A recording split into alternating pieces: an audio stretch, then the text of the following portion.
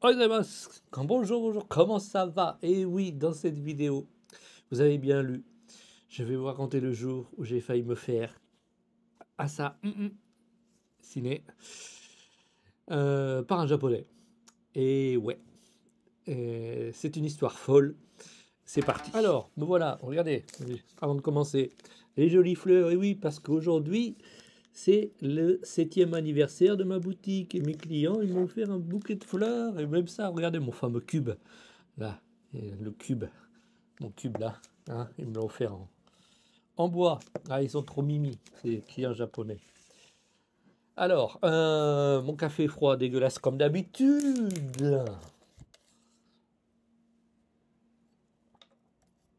Moi, il est 5 heures. Je suis levé encore comme d'hab depuis 2 heures. Surtout que là, c'était les 7 ans de ma boutique. Donc, il y avait des macarons, des chocolats en cadeau. Il y avait la queue. Enfin, bref. Bon, on vient à mon histoire du fameux jour. Alors, il faut que je vous place un peu le contexte. Parce que c'est pas un jour un fou là, parce que ça arrive de temps en temps. Il y a des fous qui courent dans la rue avec des couteaux et qui tuent tout le monde, enfin, qui plantent un peu, hein. Mais c'est pas comme ça que ça s'est passé. En fait, quand je suis arrivé au Japon, hum, j'ai rencontré un monsieur qui était en fait l'oncle d'une japonaise que j'avais rencontrée à Lyon. Pas copine, hein, pas rien de ça. Mais très sympathique, et elle m'a dit, Nicolas, quand tu iras au Japon, si vraiment tu es dans la mouise, je te fais une lettre hein, de ma part pour mon oncle, et tu l'appelles, tu lui donnes la lettre, et il pourra t'aider. Ok, cool, sympa, super. Enfin bon, je suis arrivé au Japon, bah, j'avais pas de boulot tout de suite, je comprenais rien. Et là, je me suis dit, où est-ce qu'on va loger? Parce que à l'époque, je suis venu avec 300 000 yens. Et ouais, on avait le visa vacances-travail seulement avec 300 000 yens comme condition. Là, là c'est la somme a augmenté, je crois, hein. Bref. Et bon, bref. Allez, je l'appelle, je me lance. Hein, moi, de toute façon, je me prive jamais. Si on me propose de m'aider, moi, je reçois l'aide avec plaisir. Donc je l'ai appelé, on s'est rencontrés dans un café, j'ai donné la lettre. Il m'a dit ok, c'est bon, je vais t'aider. Alors comment il m'a aidé en fait au début c'était pour l'hébergement. Avant que j'aille à l'association Vacances-Travail, comme j'avais dit, euh, j'avais pas de logement et je pouvais pas me payer l'hôtel tous les soirs. Et donc il m'a dit je vais te loger dans mon bureau. En fait le mec il était, on va dire, directeur de sa société, mais il était tout seul. Et il avait son bureau dans un appartement, dans un immeuble, il y a un petit appartement avec une chambre, une cuisine. Et donc, enfin, c'est drôle parce qu'il y avait la cuisine et de l'autre côté, on voyait la chambre avec le bureau. Donc, ses clients, ils venaient là.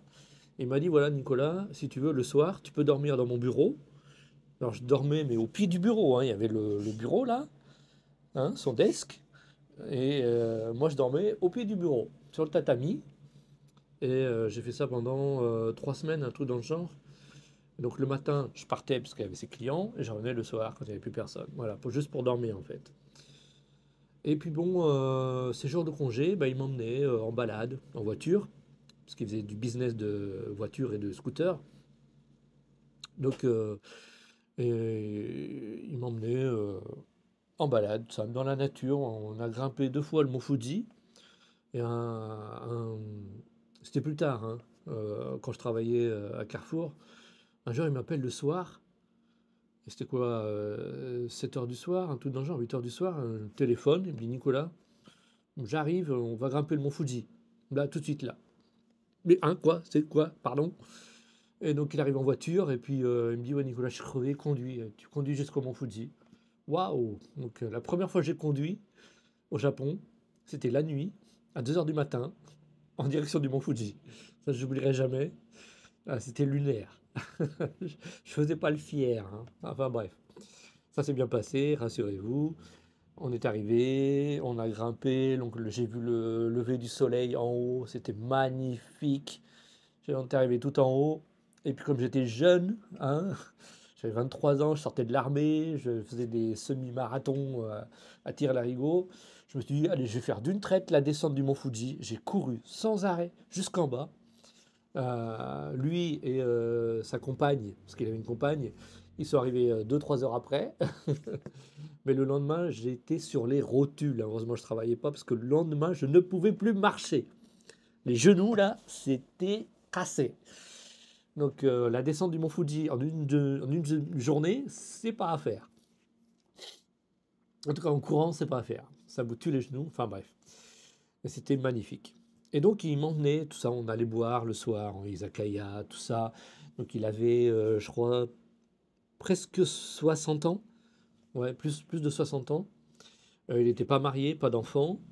Et je vous disais, il y avait sa compagne qui venait de temps en temps dans l'appart, là, juste pour discuter. En fait, ils ne vivaient pas ensemble. Je n'ai pas compris. Enfin, je pense qu'ils étaient ensemble, mais pas officiellement. Enfin, bref. Et donc, on allait boire dans les izakaya, tout ça. Et il me considérait petit à petit un peu comme son fils. Moi, ça me plaisait pas trop, ce genre de relation. Il venait des jours, il me faisait la morale, des trucs comme ça. Ouais, c'est bon, ok, ok, c'est bon, pas mon père. Mais il était commençait à devenir un peu plus, de plus en plus paternel. Il me disait, ouais, tu vois, les Japonais font comme ça, faut que tu fasses comme ça. Enfin bref. Un jour, il m'a dit, ouais, quand j'étais arrivé au Japon, il me dit, voilà, les Japonais, au petit déjeuner, ils mangent ça, le bol de riz, l'œuf cru, un peu de sauce soja, tu mélanges, et hop, et ils vont au boulot. Alors, moi, j'adore ce qu'on appelle le kakemaze, hein, tamago kake gohan. Tamago kake gohan, ouais. Tamago kake gohan. Tamago kake maze gohan. C'est un œuf sur du riz, ouais. Et donc, euh, un jour, je présente ma copine. Vous savez, celle dont j'ai parlé dans une autre vidéo, un peu borderline. Enfin, bref, ça, je vais pas dire, hein. Mais je présente ma copine. Et puis bon, le courant passe plutôt bien, ça va, ok, discute. Ma copine, elle est assez ouverte, donc c'est tapé la discute en buvant, tout ça. On s'est rencontrés 2, 3 fois, tous les trois. Et puis, bah, arrive le jour où en fait, euh, là, je travaillais à Carrefour déjà. Euh, non, pardon. C'était après donc Carrefour. Je travaillais à Carrefour, j'étais avec cette copine et j'ai arrêté Carrefour et j'ai déménagé. Donc Carrefour s'est planté un an après. Si vous voulez regarder ma vidéo sur Carrefour, pourquoi Carrefour s'est planté en 3 ans. Donc j'ai déménagé. J'ai arrêté Carrefour. À l'époque, j'étais à Chiba. Je voulais revenir sur Yokohama. Donc j'ai déménagé à Yokohama. Mais, et c'est là que j'ai fait l'erreur, une grave erreur que vous ne devez pas faire.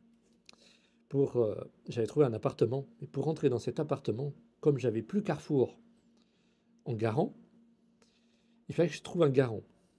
Et les garants, on appelle Hoshonin. Hoshonin.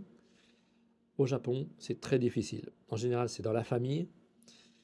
Et je ne savais pas trop comment ça marchait. Je lui ai demandé, à lui, à ce monsieur-là, à mon pote, enfin c'était mon pote hein, à l'époque, et je lui ai demandé, est-ce que tu voulais bien être mon garant? Il dit, ok, bon, je vais réfléchir. Le garant au Japon, ça rigole pas, hein. C'est un Japonais qui se porte garant, il va se sentir responsable de vous, mais à 200%, quoi. Et bon, lui, je pense qu'il avait dans l'esprit que j'étais encore dans mon vacances-travail. Et lui, il a dû se dire, ouais, Nicolas, bon, je vais être garant jusqu'à la fin de son visa vacances-travail. Et après, il va rentrer en France. Et comme ça, je serai plus garant. Bon, ok, ça va. Garant pour quelques mois, il n'y a pas de souci. À mon avis, il avait ça dans sa tête. Mais moi, dans ma tête, j'ai l'esprit de rester au Japon. Et lui, il n'y croyait pas trop, en fait, hein, parce qu'il avait déjà rencontré d'autres étrangers qu'il avait un peu chaperonné, pardon, et qui étaient rentrés au bout d'un an, quoi. Moi, je voulais rester. Enfin bref. Donc, il me dit, Nicolas, ouais, on va se voir. Et voilà, on se voit. Et il me dit, bah, allez, il signe le Hanko, le tampon, hein. Et il dit, voilà, je suis ton garant. Ça marche. Ok. D'accord. Arigato gozaimashita. Voilà, tasukarimasu. Il me dit, voilà, bon, ce soir, on va boire. Viens avec moi. Je, je vais boire avec lui. Et il y a sa compagne qui arrive. Et sa compagne, je pense qu'elle a pas comme d'habitude, elle tire la gueule, mais grave, quoi. Elle est en colère. Il y a quelque chose qui va pas. Et moi, je comprenais pas encore trop bien le japonais à cette époque. Et puis, elle lui dit, mais elle lui gueule dessus un peu, quoi, dans le izakaya, là. Je vois que le mot, il est en train de se faire engueuler. Et donc, bon, j'ai quand même compris quelques mots. Et là, j'ai compris que le fait que lui se porte garant pour moi, pour l'appart, ça lui a pas plu à elle, mais pas du tout. C'était pas sa femme, mais ça doit être comme sa compagne.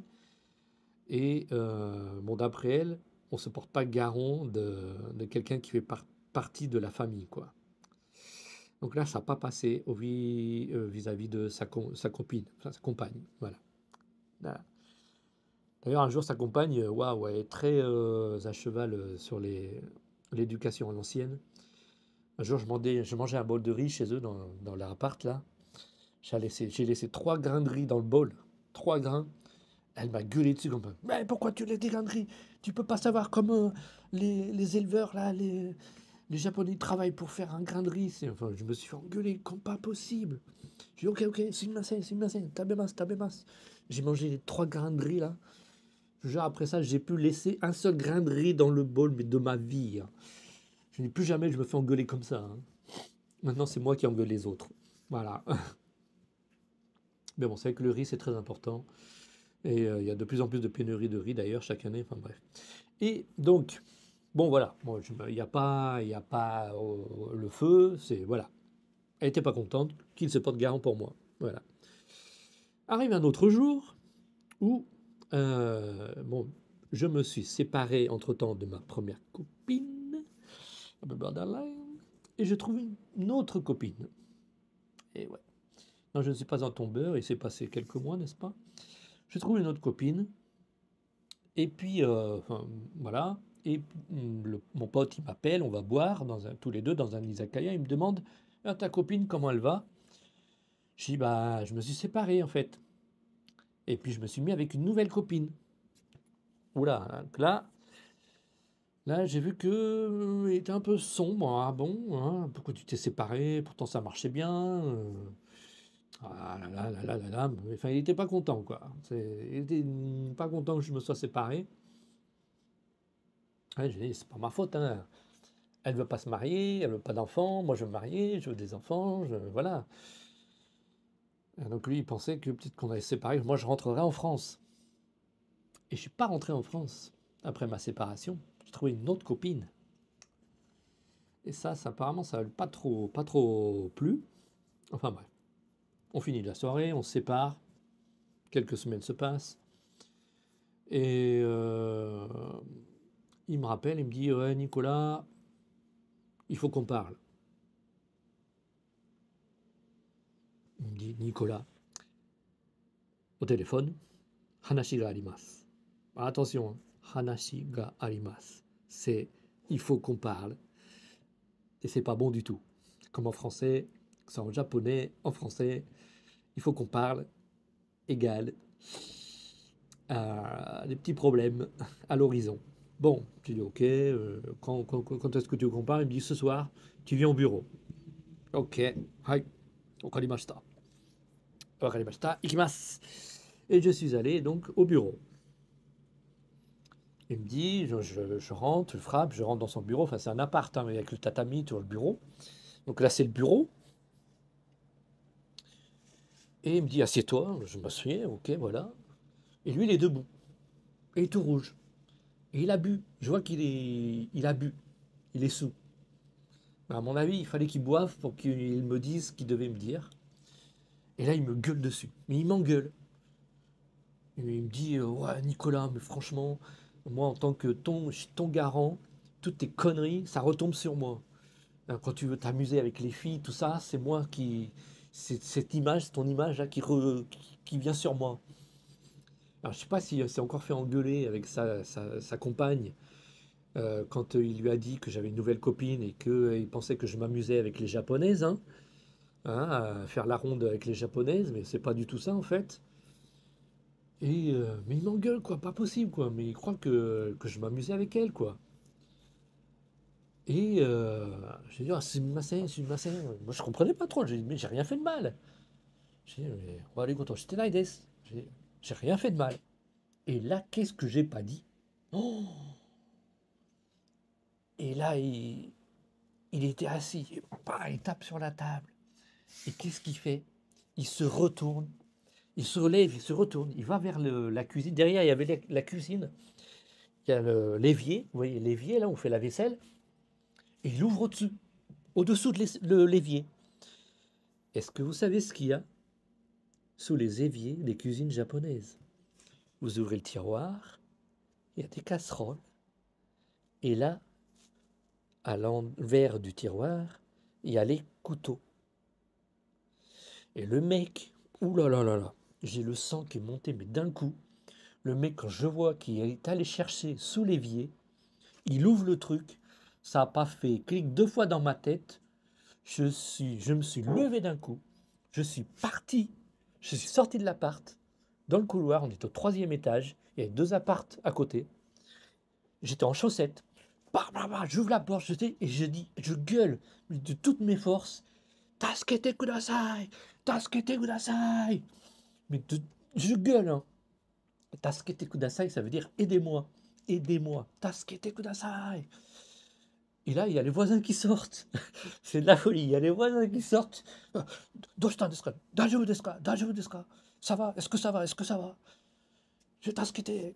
Et l'autre, mon pote, là, qui à ce moment-là n'est plus mon pote, il sort. Évidemment, il n'a pas le couteau à la main, hein. Euh, il sort, il est calme. Il dit ah, daijoubu desu, daijoubu desu, daijoubu desu. Ok, daijoubu desu. Nanmo shinai kara, daijoubu desu. Il dit je vais rien faire, ça va, vous inquiétez pas, je fais rien. Il me dit Nicolas, viens, reviens dans l'appart.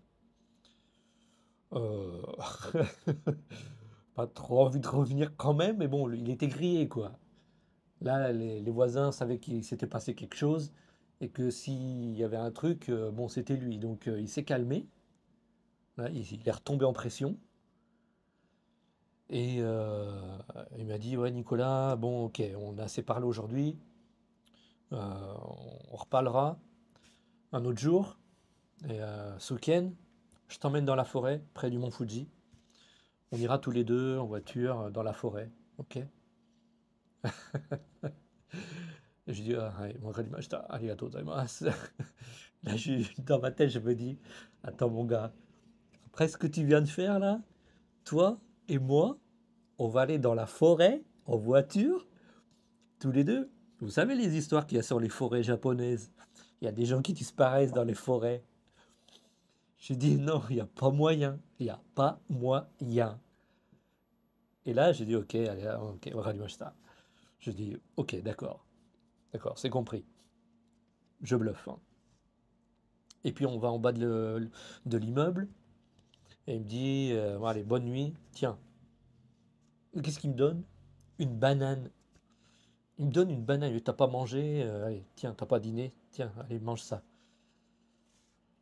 Tu sais, mais il me prend pour un singe ou quoi? Mais il me donne une banane. Non, mais franchement, enfin bref, je vous jure, quand je l'ai vu ouvrir les tiroirs sous l'évier, mais j'ai même pas attendu de voir est-ce qu'il va prendre une casserole, une poêle ou un couteau. Mais je me suis dit, le mec, il est bourré, il est en colère.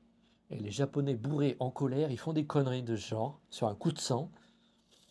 Je me dis, là, il va me planter. Je me suis dit, mais là, il va me planter. Je me casse. Je dis, taxe que t'es kudasai. Ah, mais j'étais dans un autre monde. Vous savez, quand vous êtes à des moments de votre vie, vous avez deux chemins, vous avez deux options. Et puis vous avez un peu chaud, vous êtes dans le flou, vous sentez il y a quelque chose qui joue là, là, que votre vie, elle va changer si vous choisissez l'option A ou l'option B. C'est un peu comme quand on m'a proposé de faire ma marque à Ginza, c'est tu acceptes ou tu n'acceptes pas, et là, ta vie, elle va changer. Et là, c'était pareil. Je me dis, si je reste comme ça à attendre, il va me planter, peut-être, ou il va me tabasser, j'en sais rien, et je veux pas savoir. Ou tu te casses, tu te sauves et tu cries Taskete Kudasai. Voilà. Donc, bon, la nuit passe, et là, je me dis, bon, le week-end, il va me rappeler pour me donner rendez-vous.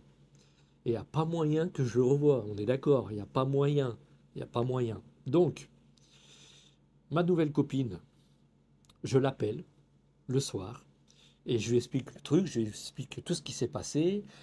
Elle me dit, ah, Bounaïne, Rokashine. Il me dit, c'est dangereux, il est fou. Moi, je lui dis, est-ce que tu peux m'héberger à partir de demain dans ton appart? Parce qu'elle était infirmière, elle avait un appart, un petit appart. Et elle m'a dit, ouais, bien sûr, il n'y a pas de problème, tu viens chez moi, ok. Donc, j'emménage chez elle, mais il y avait encore mes affaires dans l'appart, il y avait encore mes affaires. J'emporte le strict nécessaire, et arrive le week-end. Arrive le week-end, et mon téléphone, il sonne. C'est pas un portable, vous savez, c'est les petits téléphones à clapet comme ça, là. Il n'y a pas de caméra, c'est juste le son. Il me téléphone, mais je réponds pas. Il me téléphone, il appelle plusieurs fois, et je réponds pas. Il n'y a pas moyen que je réponde. Je coupe tous les ponts avec lui depuis ce soir-là. Il n'y a pas moyen que je lui parle ou que je le rencontre. Et puis, ça l'a énervé. Il m'a laissé un message. Et ce message, je l'ai enregistré. Et il m'a dit, il était en colère. Ah, Konoyaro, Konoyaro. Enfin, c'est un connard, tout ça. Et il me dit, Koros. Ah merde, pardon, je refais. Et il me dit, Koro Suzo. Koro Suzo. Vous enlevez le et vous aurez le mot. Ok? En fait, ça veut dire il va me. Mais bon, les Japonais disent ça quand ils sont en colère. Mais il faut pas le prendre à la légère non plus. Hein. C'est pas un truc qu'on dit. Hein. Même si les Japonais ils sont en colère, ils disent ce mot-là, c'est pas normal. C'est pas normal. Dites-vous bien que c'est pas normal. Le mec, il est pas normal. C'est pas la normale au Japon de dire ça. Ok? Je fais écouter à ma copine. Elle dit ouais, mais bon, plus moyen que tu le rencontres. J'ai coupé mon portable. Je l'ai arrêté pour toujours. J'ai changé de portable. J'ai tout changé.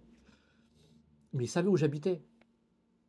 Mais j'étais pas là, évidemment. J'étais pas là. Et en fait, la propriétaire, c'est une petite dame, une petite vieille dame de 82 ans. Mais elle parlait anglais, elle était hyper vive. Et je lui ai expliqué, attention, il y a un mec qui va venir euh, me voir, il va vouloir me rencontrer, il va vous demander où je suis. Ne lui dites pas, s'il vous plaît, ne lui dites pas où je suis. Je lui ai tout expliqué. Il m'a dit, ok, il n'y a pas de problème. La grand-mère japonaise, trop sympa, elle a joué le jeu. Il est venu la voir.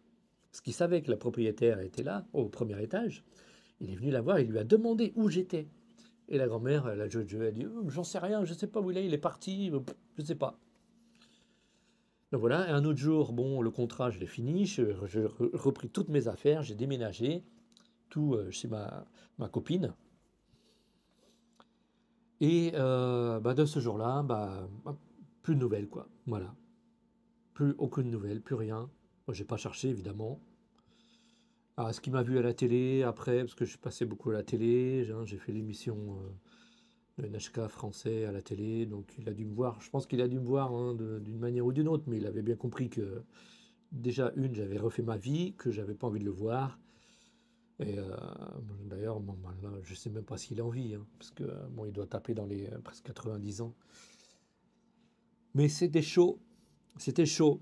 Alors, pour la petite morale de l'histoire, ne demandez pas à un ami japonais quelqu'un, une connaissance japonaise, de devenir votre garant. Ça les fout dans la merde, déjà, et ça peut détruire votre relation. J'ai refait cette connerie enfin, une fois, c'était, euh, ouais, de demander à un ancien collègue japonais de Carrefour qui habitait dans le Kansai. J'ai demandé pour un nouvel appart, est-ce que tu peux être mon garant? Et lui, il m'a répondu, moi, je suis désolé, je t'aime bien, mais le garant, c'est dans la famille, je peux pas accepter. Mais il était mal, tellement mal, qu'il m'a invité dans le Kansai chez sa famille. J'ai rencontré son père, sa mère, tout ça. Et son père était dans le business d'import-export d'œuvres d'art. Ils m'ont offert un tableau avec de l'or. Enfin, il m'a dit, ouais, mon pote, il me disait, ça coûte cher, hein. Oula, papa, t'es sûr que tu veux lui donner? Il me dit, ouais, ouais, vas-y, prends, c'est pour toi, c'est cadeau. Et là, en fait, j'ai senti que le père, il a dû en parler à son père, et son père lui a dit, oh non, ne te porte pas garant. Et en fait, son père, il s'était senti gêné d'avoir refusé que son fils se porte garant envers moi. Et j'ai senti que c'était pour se faire pardonner qu'il m'a offert ce cadeau. C'est de la folie, hein. J'aurais dit, enfin, moi, on m'aurait dit, ouais, Nicolas, je suis désolé, je peux pas te porter garant. Mon père, il veut pas non plus, il n'y a pas de souci, hein. Mais ils avaient peur que ça envenime notre relation. Là, on est très très potes, hein. Mais il n'y avait pas besoin d'aller jusque-là. Mais c'est les Japonais. C'est vous faire un cadeau pour se faire pardonner. Voilà. Pour avoir encore, bon, pour garder de bonnes relations. Voilà, voilà. Donc voilà le truc, hein. Les Hoshonin, les garants, faites attention que dans la famille. Voilà. Sinon, pas de garant. Je vous expliquerai un autre jour, dans une autre vidéo, comment j'ai pu emprunter quelques millions de yens à deux banques japonaises sans garant. Zéro garant. Ouais, c'est possible. Bref. Voilà. Merci beaucoup d'avoir regardé cette vidéo encore. Et merci à vous, hein. Le nombre d'abonnés augmente. Ça fait très très plaisir. Vous êtes toujours là à faire des commentaires, à m'encourager dans la continuation de cette chaîne. Franchement, au début, je pensais pas que ça prendrait comme ça. J'ai fait une vidéo comme ça, un peu sur un coup de tête, et puis vous avez demandé encore plus, encore plus. Eh ben, moi, je suis prêt à donner, il n'y a pas de souci, hein. Si vous avez besoin de conseils ou quoi que ce soit, je réponds aux commentaires. Voilà. Donc, toujours beaucoup d'amour du Japon, beaucoup de courage dans tous vos projets, dans toute votre vie, hein. Et peace and love, comme on dit. Arigatou gozaimashita. Matane.